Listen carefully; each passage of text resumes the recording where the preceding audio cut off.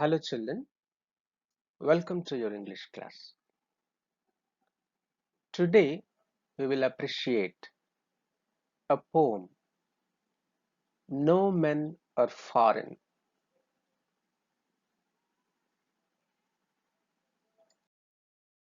by James Kickup. So let's not delay anymore, get into the poem. Before we appreciate the poem, let's try to understand the new words that we come across in the poem. As you can see, the first word is dispossess. What does it mean? Dispossess. Possess means own, have. When we own something, when we take the ownership of something, that is we call possess. Dispossess, something opposite to it. Dispossess means deny. We disown, we deny. In a way, we avoid, we deny. We do not accept or agree. That is dispossess. And the second word is betray. Betray is a very commonly heard word which means to deceive or cheat one's own people by giving some valuable information to the enemy. That is betray means cheat. The third word, condemn. Very often we hear this word especially from politicians in their public meetings or in their press meetings. They often say we condemn, means we disapprove. Condemned means disapproving something. The other word, defile. When you defile, you actually damage the purity or appearance of something. And then outrage the innocence of. When we outrage the innocence of something, we are actually violating the purity of something or to pollute something. Outrage the innocence of something means to pollute something. So these are the new words that are from this poem, No Men Are Foreign. Yes, foreign means what, ma? Foreign countries, alien countries. Foreign here, different, not of the same. Now let's get into the poem, and here it is, the first stanza. Remember, no men are strange, no countries foreign. Beneath all uniforms, a single body breathes like ours. The land our brothers walk upon is earth like this, in which we all shall lie. The poet wants us to remember the fact that no men are strange. People on different countries or continents, they're not strange. They're no way different from us. No countries foreign. No countries are different. Beneath all uniforms, a single body breathes like ours. Here, uniforms, the word uniforms has broader meaning in it. Uniforms means the external appearances, the outside appearances, in the form of the outside appearance in terms of body complexion, or in terms of the facial uh, features or body features, or might be the dressing, all external differences. In spite of the external differences that are visible to the naked eye, in fact, there lives the same body or the person who breathes like us. Just like we, a same person is there in those different uniforms. The land our brother walks upon. Here, brothers are the foreigners or the people who live on different countries or the continents. They are our brothers. The word brothers, it implies the universal brotherhood, the acceptance of people across the globe, recognizing all people on this earth as our own brothers, as siblings who belong to the same race. So the land on which our brothers walk or live is the same land that we live on. So the first stanza tells us that all human beings on this earth are one and same, but they have some external disparities or differences to be seen.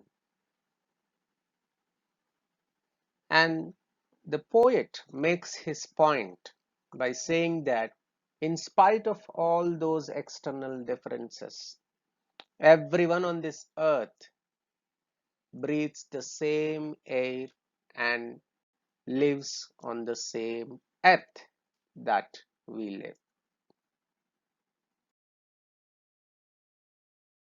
And the second stanza, they too, aware of sun and air and water, are fed by peaceful harvests, by war's long winter starved. Their hands are ours, and in their lines we read a labor not different from our own. The poet says that they too aware of sun and air and water. Here they means, again it refers to people of other countries and continents.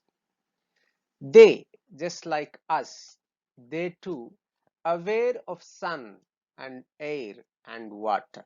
Just like us, they too enjoy the same sunlight or sunshine, and they too live by breathing the same air and drinking the same water given by nature just to us. And they're also fed by peaceful harvests.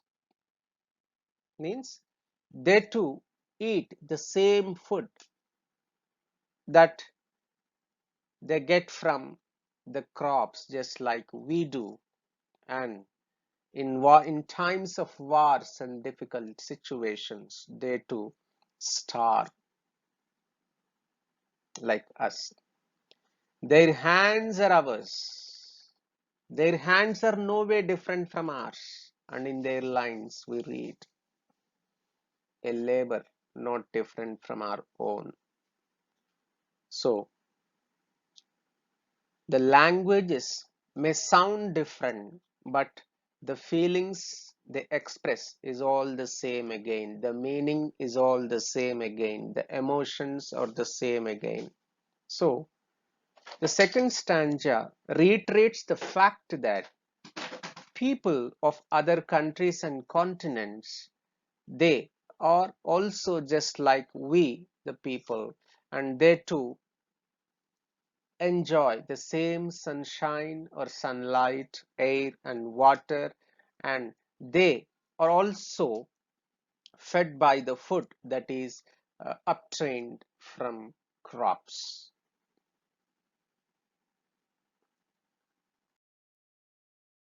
And the third stanza goes like this. Remember, they have eyes like ours that wake or sleep, and strength that can be won by love. In every land is common life that all can recognize and understand.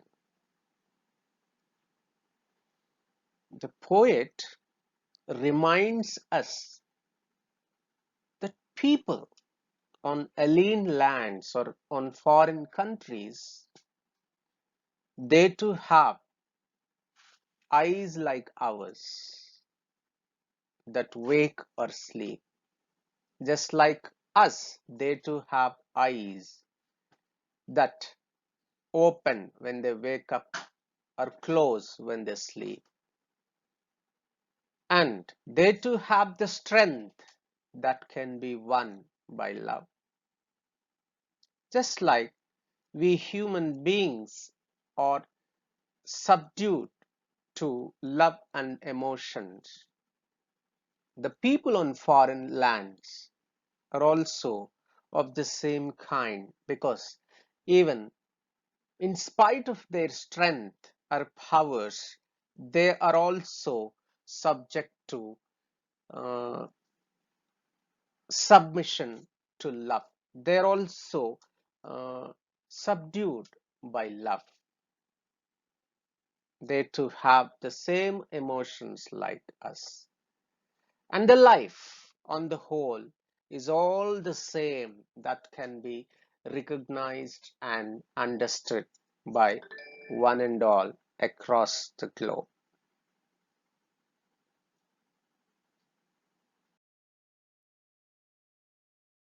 The next stanza. Let us remember, whenever we are told to hate our brothers, it is ourselves that we shall dispossess, betray, condemn. Remember, we who take arms against each other. Whenever we are told to hate our brothers, here the poet wants the reader to understand that when we are incited by others, when we are prompted by others, when we are encouraged by some false leaders or some false people to hate people of foreign lands,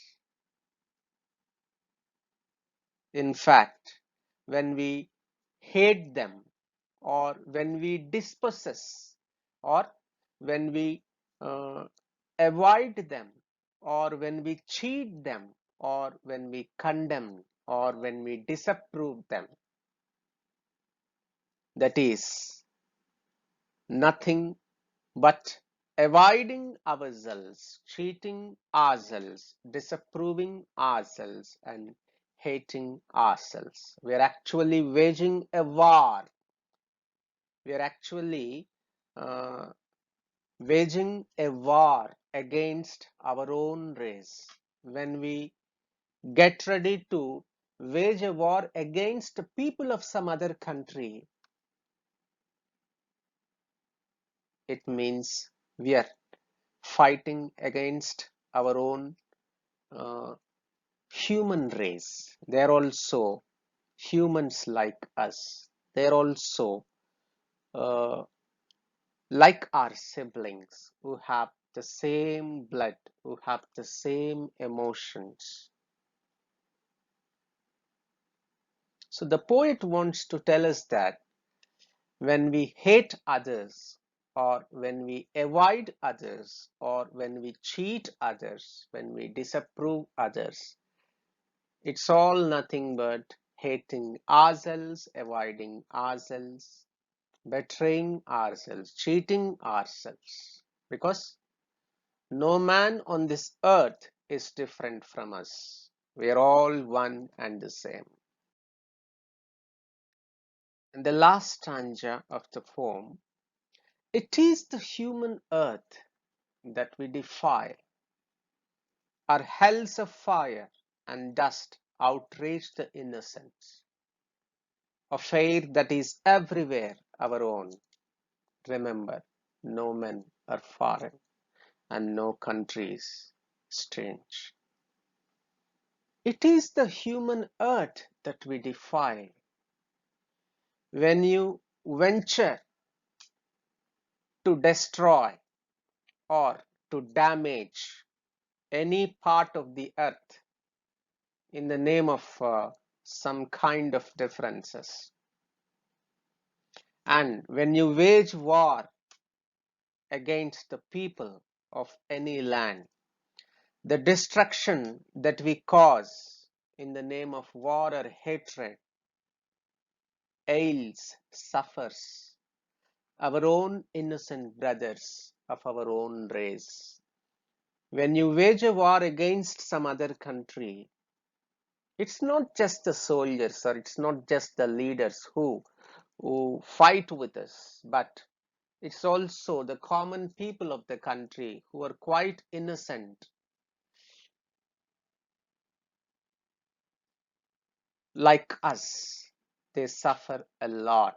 So when we hate people of other countries, when we try to destroy the lives of other countries, it is again the innocent people who are who are like our own brothers and sisters, suffer a lot.